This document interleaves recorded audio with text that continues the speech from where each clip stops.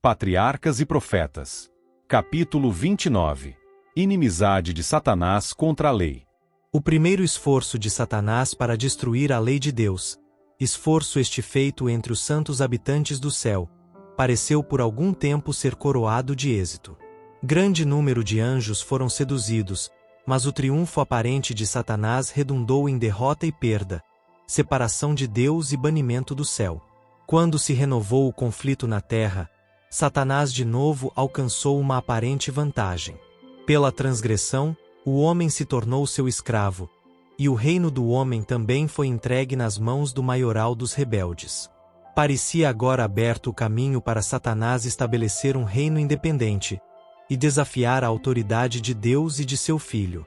Mas o plano da salvação possibilitou ao homem ser de novo trazido à harmonia com Deus e prestar obediência à sua lei, e tanto ao homem como à terra serem finalmente redimidos do poder do maligno. Foi outra vez derrotado Satanás, e outra vez recorreu ao engano, na esperança de converter sua derrota em vitória. Para suscitar a rebelião na raça decaída, representou agora a Deus como injusto por ter permitido ao homem transgredir a sua lei. Porque, disse o ardiloso tentador, permitiu Deus que o homem fosse posto à prova, para pecar, e trazer a miséria e a morte, quando ele sabia qual seria o resultado. E os filhos de Adão, esquecidos da longânima misericórdia que concedera ao homem outra prova, não tomando em consideração o sacrifício admirável e terrível que sua rebelião custará ao Rei do Céu, deram ouvidos ao tentador, e murmuraram contra o único ser que os podia salvar do poder destruidor de Satanás. Milhares existem hoje repercutindo a mesma queixa revoltosa contra Deus. Não veem que o despojar o homem da liberdade de escolha seria privá-lo de sua prerrogativa de um ser inteligente, e fazer dele um mero autômato. Não é propósito de Deus coagir a vontade. O homem foi criado como um ser moral livre. Como os habitantes de todos os outros mundos, devia ser sujeito à prova da obediência, mas nunca é levado a uma posição tal em que render-se ao mal se torne coisa forçosa. Nenhuma tentação ou prova se permite vir àquele que é incapaz de resistir. Deus nos proveu de tão amplos recursos, que o homem jamais ter-se-ia encontrado na contingência de ser derrotado no conflito com Satanás. Aumentando-se os homens sobre a terra, quase o mundo todo se uniu às fileiras da rebelião. Mais uma vez pareceu Satanás haver ganho a vitória. Mais uma vez, porém, a onipotência suprimiu a operação da iniquidade, e a terra foi pelo dilúvio purificada de sua contaminação moral. Diz o profeta: havendo os teus juízos na terra, os moradores do mundo aprendem justiça. Ainda que se mostre favor ao ímpio, nem por isso aprende a justiça, e não atenta para a majestade do Senhor. Isaías 26, versos 9 e 10. Assim foi depois do dilúvio. Livres de seus juízos, os habitantes da terra de novo se rebelaram contra o Senhor. Duas vezes o concerto de Deus e seus estatutos foram rejeitados pelo mundo. Tanto o povo anterior ao dilúvio como os descendentes de Noé rejeitaram a autoridade divina. Então Deus entrou em um concerto com Abraão, e tomou para si um povo que se tornasse os depositários de sua lei. A fim de seduzir e destruir este povo, Satanás logo começou a lançar as suas ciladas. Os filhos de Jacó foram tentados a contrair matrimônio com os gentios e a adorar os seus ídolos. Mas José foi fiel a Deus, e sua fidelidade foi um constante testemunho da verdadeira fé. Foi para apagar esta luz que Satanás trabalhou por meio da inveja dos irmãos de José a fim de fazer com que ele fosse vendido como escravo para um país gentílico. Deus, entretanto, encaminhou os acontecimentos de maneira que o seu conhecimento fosse dado ao povo do Egito. Tanto na casa de Potifar como na prisão, José recebeu uma educação e ensino que, com o temor de Deus, o prepararam para a sua elevada posição de primeiro-ministro da nação. Do palácio dos faraós foi sentida a sua influência por todo o país, e o conhecimento de Deus propagou-se larga e extensamente. Os israelitas no Egito também se tornaram prósperos e ricos, e, enquanto foram fiéis a Deus, exerceram dilatada influência. Os sacerdotes idólatras ficaram alarmados ao verem a nova religião alcançar favor. Inspirados por Satanás com a inimizade deste para com o Deus do céu, aplicaram-se a apagar a luz. Aos sacerdotes era confiada a educação do herdeiro do trono, e era este espírito de decidida oposição a Deus e de zelo pela idolatria o que modelava o caráter do futuro rei, e determinou crueldade e opressão para com os hebreus. Durante os 40 anos que se seguiram à fuga de Moisés do Egito, a idolatria pareceu ter vencido. Ano após ano, as esperanças dos israelitas tornavam-se mais débeis. Tanto o rei como o povo exultavam em seu poderio, e zombavam do Deus de Israel. Este espírito desenvolveu-se até que culminou no faraó que foi enfrentado por Moisés. Quando o chefe hebreu chegou perante o rei com uma mensagem do Senhor Deus de Israel, não foi a ignorância acerca do verdadeiro Deus, senão o desafio ao seu poder, o que inspirou a resposta: quem é o Senhor, cuja voz eu ouvirei? Não conheço o Senhor. Êxodo 5, verso 2. De princípio a fim, a oposição de Faraó ao mando divino não foi o resultado da ignorância, mas do ódio e desafio. Posto que os egípcios houvessem durante tanto tempo rejeitado o conhecimento de Deus, o Senhor ainda lhes deu oportunidade para o arrependimento. Nos dias de José, o Egito fora um abrigo para Israel, Deus fora honrado pela bondade manifesta a seu povo, e agora aquele ser longânimo, tardio em iras e cheio de compaixão, deu a cada juízo prazo para realizar a sua obra. Os egípcios, recebendo maldição por meio dos mesmos objetos que adoravam, tiveram prova do poder de Jeová, e todos que o quisessem poderiam sujeitar-se a Deus e escapar de seus juízos. O fanatismo e obstinação do rei tiveram como resultado espalhar o conhecimento de Deus e levar muitos dos egípcios a entregarem-se a seu serviço. Foi porque os israelitas estivessem tão dispostos a unir-se com os gentios e imitar-lhes a idolatria que Deus lhes permitiu descerem ao Egito, onde a influência de José era largamente sentida, e onde as circunstâncias lhes eram favoráveis para permanecerem como um povo distinto. Ali também a grosseira idolatria dos egípcios e sua crueldade e opressão durante a última parte da peregrinação dos hebreus devia ter inspirado neles aversão à idolatria, e os devia ter levado a fugir para o Deus de seus pais em busca de refúgio. Esta providência tornara Satanás um meio para servir a seu propósito, obscurecendo a mente dos israelitas e levando-os a imitar as práticas de seus senhores pagãos. Devido à veneração supersticiosa em que pelos egípcios eram tidos os animais, não se permitia aos hebreus, durante seu cativeiro, apresentar ofertas sacrificais. Assim sua mente não era dirigida por este culto ao grande sacrifício, e enfraqueceu-se-lhes a fé. Quando chegou o tempo para o livramento de Israel, Satanás se pôs a resistir aos propósitos de Deus. Era seu firme intuito que aquele grande povo, que contava mais de 2 milhões de almas, fosse conservado na ignorância e superstição. Aquele povo a quem Deus prometera abençoar e multiplicar, e tornar um poderio na terra, e por meio do qual ele revelaria o conhecimento de sua vontade, povo de quem ele faria os guardas de sua lei. Aquele mesmo povo estava Satanás procurando conservar na obscuridade e cativeiro, para que pudesse extinguir de seus espíritos a lembrança de Deus. Quando se operaram os prodígios perante o rei, Satanás estava a postos para contrariar a sua influência, e impedir Faraó de reconhecer a supremacia de Deus e obedecer à sua ordem. Satanás fez tudo em seu alcance para contrafazer a obra de Deus e resistir à sua vontade. O único resultado foi preparar o caminho para maiores exibições de poder e glória divinos, e tornar mais visíveis, tanto para israelitas como para todo o Egito, a existência e soberania do Deus verdadeiro e vivo. Deus libertou Israel com grandiosas manifestações de seu poder, e com juízo sobre todos os deuses do Egito.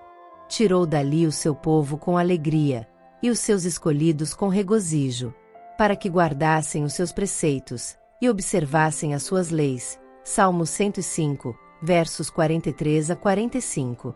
Ele os livrou de seu estado servil, para que os pudesse levar a uma boa terra.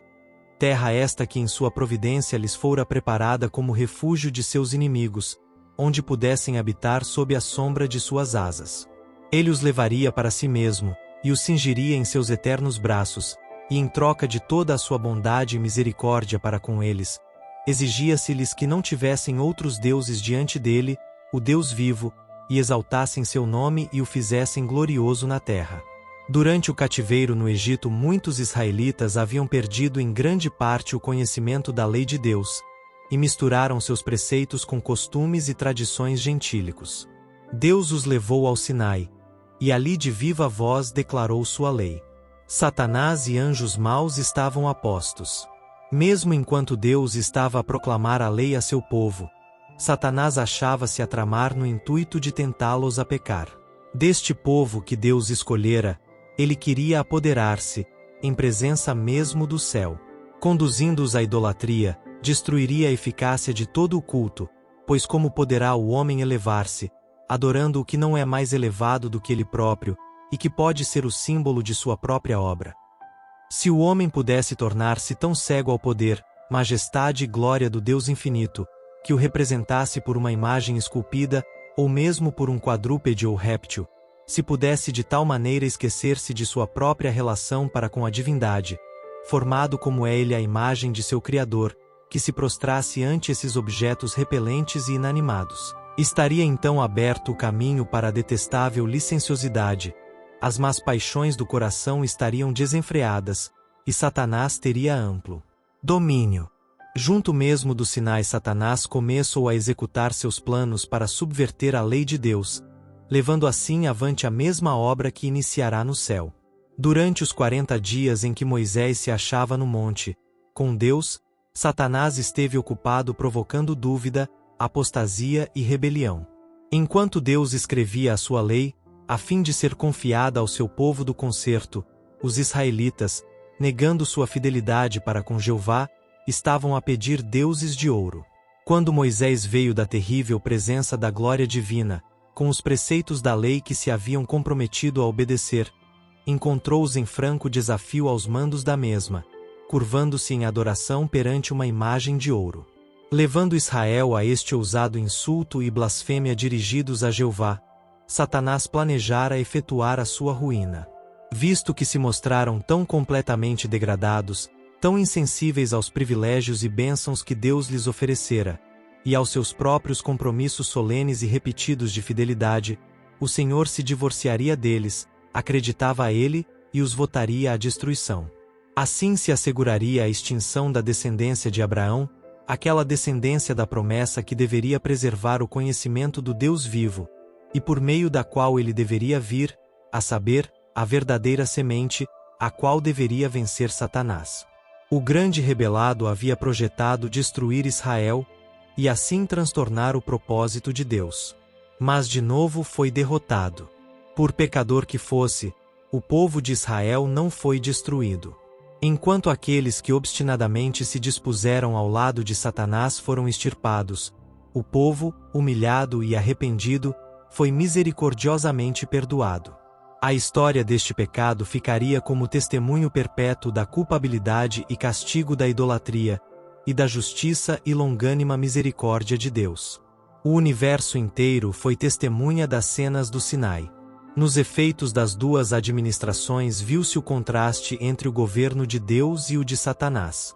De novo os habitantes destituídos de pecado, de outros mundos, viram os resultados da apostasia de Satanás, e a espécie de governo que ele teria estabelecido no céu, caso lhe houvesse sido permitido exercer domínio. Fazendo os homens violarem o segundo mandamento, visava Satanás rebaixar suas concepções acerca do ser divino. Pondo de lado o quarto, falosia esquecer-se completamente de Deus.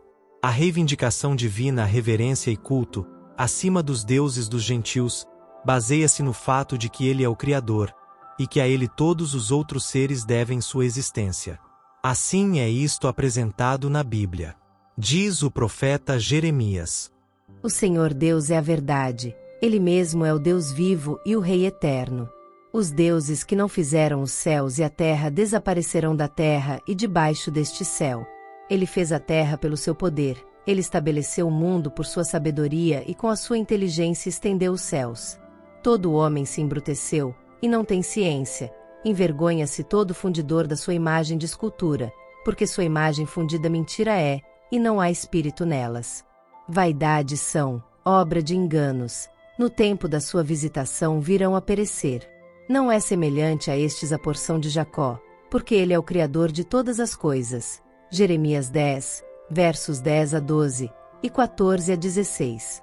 O sábado, como um memorial do poder criador de Deus, designa-o como o que fez os céus e a terra. Daí o ser ele uma testemunha constante de sua existência, e lembrança de sua grandeza, sua sabedoria e seu amor. Houvesse sido o sábado sempre observado de maneira sagrada, e nunca poderia ter havido um ateu ou idólatra. A instituição do sábado, que se originou no Éden, é tão antiga como o próprio mundo. Foi observado por todos os patriarcas, desde a criação. Durante o cativeiro no Egito, os israelitas foram obrigados por seus maiorais de tarefas a violar o sábado, e em grande parte perderam o conhecimento de sua santidade. Quando a lei foi proclamada no Sinai, as primeiras palavras do quarto mandamento foram: lembra-te do dia do sábado, para o santificar. Êxodo 20, verso 8, mostrando que o sábado não foi instituído então, aponta-se-nos a sua origem na criação. A fim de obliterar a lembrança de Deus da mente dos homens, visava Satanás destruir este grande memorial. Se pudessem os homens ser levados a esquecer seu Criador, não fariam esforços para resistir ao poder do mal, e Satanás estaria certo de sua presa. A inimizade de Satanás à lei de Deus compeliu-o a fazer guerra contra cada preceito do Decálogo. Com o grande princípio de amor e fidelidade para com Deus, o Pai de todos, relaciona-se intimamente o princípio do amor e obediência filial. O desdém à autoridade paterna logo determinará o desdém pela autoridade de Deus. Daí os esforços de Satanás para diminuir a obrigação imposta pelo quinto mandamento. Entre os povos gentílicos, o princípio estipulado neste preceito era pouco atendido. Em muitas nações os pais eram abandonados, ou mortos, logo que a idade os tornava incapazes de proverem por si as suas necessidades. Na família, a mãe era tratada com pouco respeito, e pela morte de seu marido exigia-se-lhe submeter-se à autoridade do filho mais velho. A obediência filial foi ordenada por Moisés, mas, afastando-se os israelitas do Senhor, o quinto mandamento, juntamente com outros, veio a ser desrespeitado. Satanás foi homicida desde o princípio, João 8, verso 44, e, logo que obteve poder sobre a raça humana, não somente os dispôs a odiar e matar uns aos outros, mas, para mais ousadamente desafiar a autoridade de Deus, fez da violação do sexto mandamento uma parte da religião deles. Mediante concepções pervertidas acerca dos atributos divinos, nações gentílicas foram levadas a crer serem necessários os sacrifícios humanos a fim de conseguirem o favor de suas divindades, e as mais horríveis crueldades têm sido perpetradas sob várias formas de idolatria. Entre estas estava o costume de fazer seus filhos passarem pelo fogo, perante seus ídolos. Quando um deles saía ileso desta prova, o povo acreditava que suas ofertas eram aceitas. Aquele, que assim se livrava, era considerado como especialmente favorecido pelos deuses, era acumulado de benefícios, e a seguir sempre tido em grande estima, e, por mais graves que fossem os seus crimes, nunca era punido. Mas, se acontecesse ser algum queimado ao passar pelo fogo, estaria selada a sua sorte. Acreditava-se que a ira dos deuses podia ser aplacada unicamente tirando a vida da vítima, e era ela, de acordo com isto, oferecida em sacrifício. Em tempos de grande apostasia prevaleceram estas abominações, até certo ponto, entre os israelitas. A violação do sétimo mandamento cedo também foi praticada em nome da religião. Os mais licenciosos e abomináveis ritos foram incluídos como parte do culto gentílico. Os próprios deuses eram representados como impuros, e seus adoradores davam rédeas soltas às suas vis paixões. Prevaleciam vícios contra a natureza, e as festas religiosas eram caracterizadas por uma franca e geral impureza. A poligamia foi praticada em época primitiva.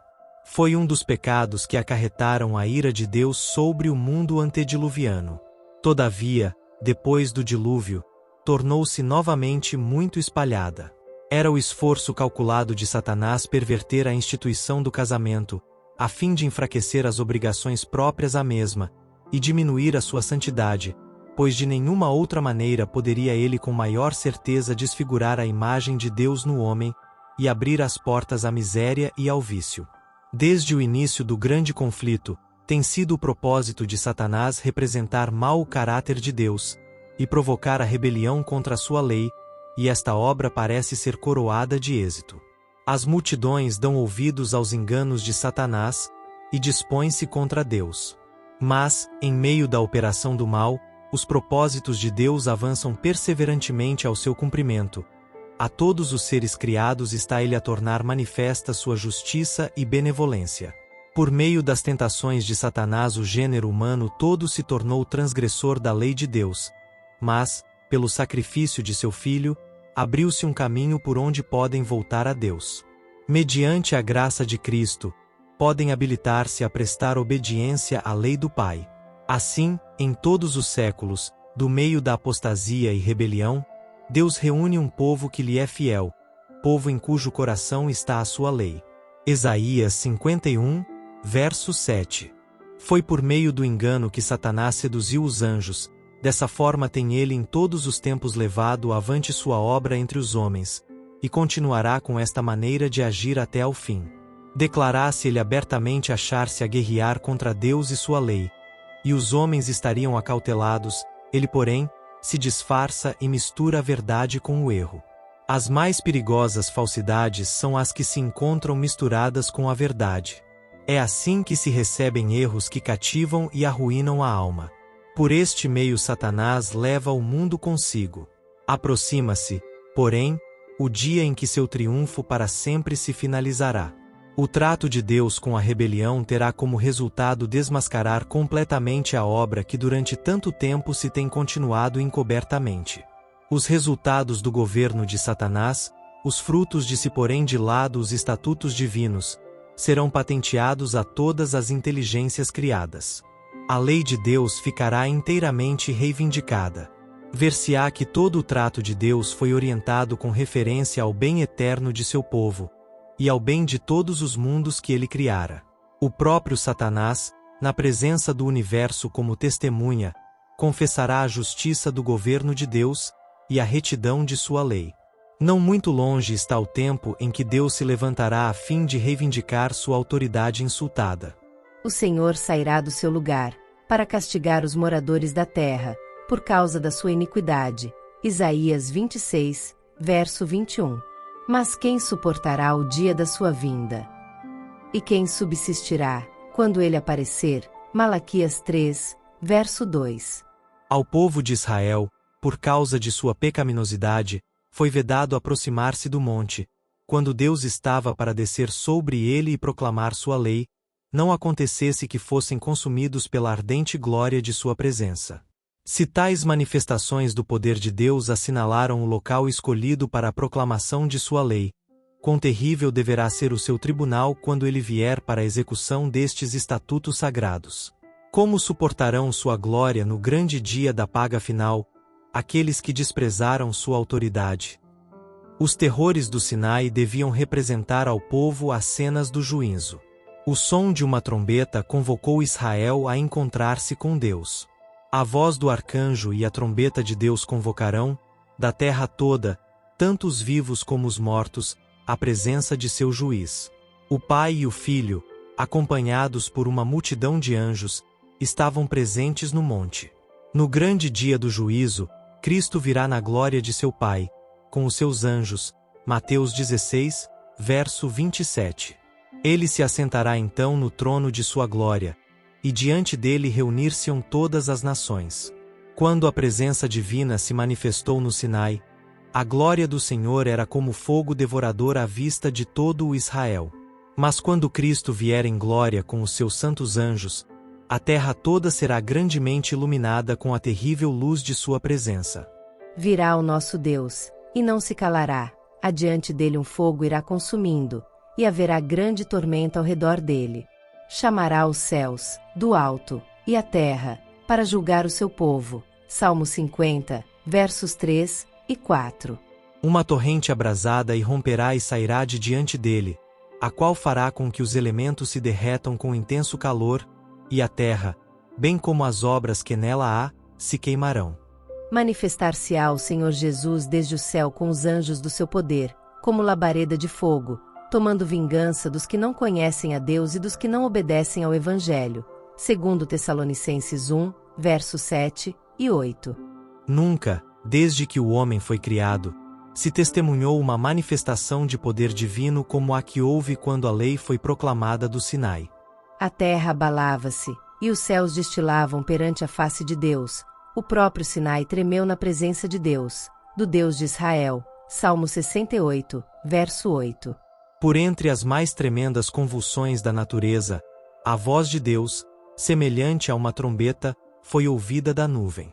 A montanha abalou-se da base ao cume, e as hostes de Israel, pálidas e a tremer de terror, caíram sobre seus rostos em terra. Aquele cuja voz então abalou a terra, declarou: Ainda uma vez comoverei, não só a terra, senão também o céu. Hebreus 12, verso 26. Dizem as Escrituras: O Senhor desde o alto bramirá, e fará ouvir a sua voz desde a morada de sua santidade. Jeremias 25, verso 30. E os céus e a terra tremerão. Joel 3, verso 16. Naquele grande dia vindouro o próprio céu se afastará como um livro que se enrola. Apocalipse 6, verso 14. E todo monte e ilha mover-se-ão de seus lugares. De todo vacilará a terra como ébrio, e será movida e removida como a choça de noite, e a sua transgressão se agravará sobre ela, e cairá, e nunca mais se levantará. Isaías 24, verso 20. Pelo que todas as mãos se debilitarão, todos os rostos se farão lívidos, e o coração de todos os homens se desanimará. E assombrar-se-ão, e apoderar-se-ão deles dores e ais. E visitarei sobre o mundo a maldade. Isaías 13, versos 7, 8, 11 e 13. Diz o Senhor: farei cessar a arrogância dos atrevidos, e abaterei a soberba dos tiranos. Jeremias 30, verso 6. Quando Moisés veio da presença divina, no monte, onde havia recebido as tábuas do testemunho, o culpado Israel não podia suportar a luz que lhe glorificava o rosto. Quanto menos poderão os transgressores olhar para o Filho de Deus, quando ele aparecer na glória de seu Pai, rodeado por todo o exército celestial, para executar o juízo sobre os transgressores de sua lei e os que rejeitaram a sua obra expiatória. Aqueles que desrespeitaram a lei de Deus, e pisaram a pés o sangue de Cristo, os reis da terra, e os grandes, e os ricos, e os tribunos, e os poderosos, esconder-se-ão nas cavernas e nas rochas das montanhas, e dirão às montanhas e às rochas: Caí sobre nós, e escondei-nos do rosto daquele que está sentado sobre o trono, e da ira do Cordeiro, porque é vindo o grande dia da sua ira, e quem poderá subsistir? Apocalipse 6, versos 15 a 17. Naquele dia o homem lançará às toupeiras e aos morcegos os seus ídolos de prata, e os seus ídolos de ouro meter-se-á pelas fendas das rochas, e pelas cavernas das penhas, por causa da presença espantosa do Senhor, e por causa da glória sua majestade, quando ele se levantar para assombrar a terra. Isaías 2, verso 20 e 21. Ver-se-á então que da rebelião de Satanás contra Deus resultou ruína a si mesmo, e a todos os que escolheram fazer-se seus súditos. Ele fizera parecer que grande bem resultaria da transgressão. Ver-se-á, porém, que o salário do pecado é a morte. Romanos 6, verso 23. Porque eis que aquele dia vem ardendo como forno, todos os soberbos, e todos os que cometem impiedade, serão como palha, e o dia que está para vir os abrasará, diz o Senhor dos Exércitos, de sorte que lhes não deixará nem raiz nem ramo. Malaquias 4, verso 1. Satanás, a raiz de todo o pecado, e todos os malfeitores, que são os seus ramos, serão inteiramente extirpados. E dar-se-á fim ao pecado, com toda a desgraça e ruína que dele resultaram. Diz o salmista: Destruíste os ímpios, apagaste o seu nome para sempre e eternamente. Ó inimigo! Consumaram-se as assolações. Salmos 9, versos 5 e 6. Entretanto, em meio da tempestade do juízo divino, os filhos de Deus não terão motivos para receios. O Senhor será o refúgio do seu povo, e a fortaleza dos filhos de Israel. Joel 3, verso 16. O dia que traz terror e destruição aos transgressores da lei de Deus, trará aos obedientes gozo inefável e glorioso. 1 Pedro 1, verso 8. Congregai os meus santos, diz o Senhor, aqueles que fizeram comigo um concerto com sacrifícios.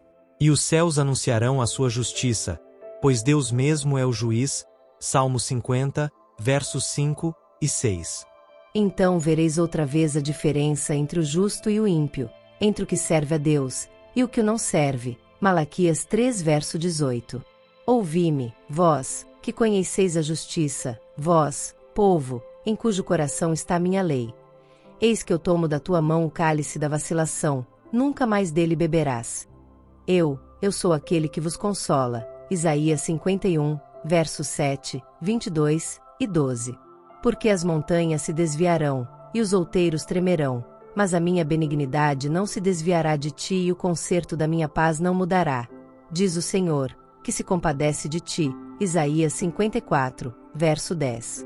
O grande plano da redenção tem como resultado trazer de novo o mundo ao favor de Deus, de maneira completa. Tudo que se perdera pelo pecado é restaurado. Não somente o homem é redimido, mas também a terra, a fim de ser a eterna habitação dos obedientes. Durante 6.000 anos, Satanás tem lutado para manter posse da terra.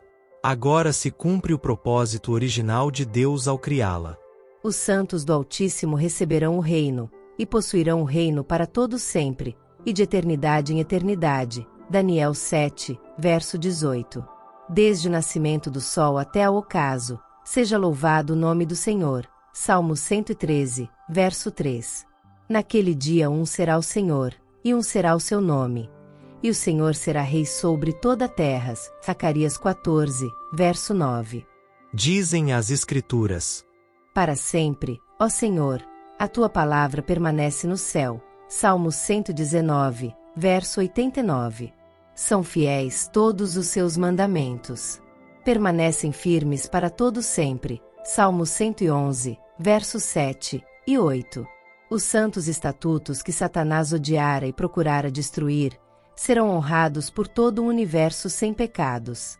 E como a terra produz os seus renovos, e como o horto faz brotar o que nele se semeia, assim o Senhor Jeová fará brotar a justiça e o louvor para todas as nações. Isaías 61, verso 11.